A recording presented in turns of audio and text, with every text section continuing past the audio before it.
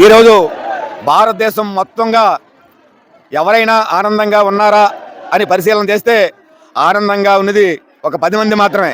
ఆ 10 మంది మోడీ మిత్రులు మాత్రమే.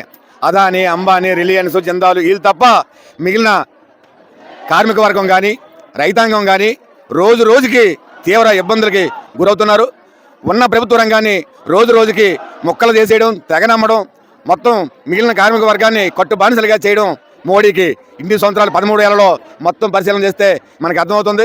మోడీ విధానాలు తీవ్రతరం చేస్తుంటే కార్మిక వర్గం రోజు రోజుకి కొనాలిన నేపథ్యంలో భారతదేశంలో ఉన్న మొత్తం కార్మిక వర్గం ఒక్కటై ఏదైతే ఫిబ్రవరి 12 జాతీయ సమ్మెను పిలుపునిచ్చింది.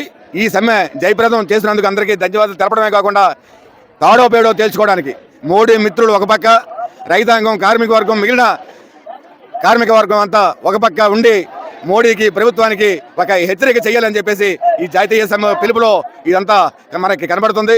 రాబోయే కాలంలో ఒక్కరోజు సమ్మెతో మోడీ కానీ రాష్ట్ర ప్రభుత్వం కానీ దిగి రాకపోతే అవసరమైతే 7 రోజులు సమ్మె చేసి ప్రభుత్వాన్ని మొత్తం స్తంభింపజేసి మోడీ గద్దె దిగడమా లేకపోతే కార్మిక వర్గమే ఆ గద్దెని ఎక్కేటట్టు తాడో పేడో తేల్చుకున్నట్టు ప్రపంచ పరిణామాలు గమనిస్తే పక్కనున్న శ్రీలంక ఇలాంటి దేశాల్లో చూస్తే మొత్తం కార్మిక వర్గమే ఉన్న ప్రధానుల్ని లేకపోతే ముఖ్యమంత్రుల్ని కిందకి తోసి తరిమి ఏదైతే పరిస్థితుందో అలాంటి నేపథ్యం రాకముందే ఈ కష్టాలు, కార్మికుల కష్టాలు, రైతుల కష్టాలు పరిశీలన చేసి తగు న్యాయం చేయకపోతే ప్రజలే తిరిగిపోయే ప్రయత్నం ఆసనం దగ్గరికి వచ్చింది. అందువలన మీరు తక్షణమే కలుగు చేసుకొని మేలు ఒక కార్పొరేట్లకే కాకుండా కార్మికులు, కష్టజీవులు, రైతుల పక్షాన్ని ఆలోచించాలని, ఆలోచించకపోతే ఈ రైతాంగం కార్మికులే ఆలోచించే టైం దగ్గరికి వచ్చిందని చెప్పేసి తెలియదలుచుకున్నాం. దేశవ్యాప్తంగా మా కార్మికులందరం కూడా కలిసి సమ్మె చేస్తున్నాం ప్రభుత్వ విధానాల మీద వ్యతిరేకంగా.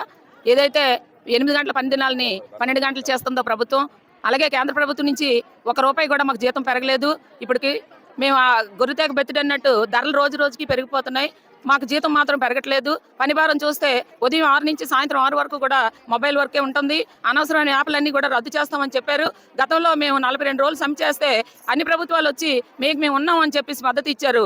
ఈ రోజు ఎవరు కూడా మా వంక చూడట్లేదు. కార్మికుల్ని కట్టుబానిసలుగా పని చేసుకుంటున్నారు. మా శ్రమని అనవసరంగా దోచుకుంటున్నారు తప్ప ఒకటి కూడా పనికొచ్చిన పని అయితే లేదు. దయచేసి ప్రభుత్వం గుర్తించి మాకు జీతం పెంచాలని, కార్మికులందరికీ కూడా 26,000 కనీస వేతనం జీతం ఇవ్వాలి. పెరిగే ధరలకు అనుకూలంగా మేము బతకడానికి మాకు జీతం అడుగుతున్నాం. మేము ప్రభుత్వం మీద వ్యతిరేకం ఏమీ చేయట్లేదు. మా కష్టానికి తగిన శ్రమ అడుగుతున్నాం. అనవసరమైన యాప్లను తీయమంటున్నాం. ప్రభుత్వం దయచేసి మమ్మల్ని మా యందు దయించి ప్రభుత్వం మాకు జీతం పెంచాల్సిందిగా కార్మికులని కనీస వేతనం ఇచ్చి రక్షించాలని కోరుకుంటున్నాం సార్ ప్రభుత్వాన్ని.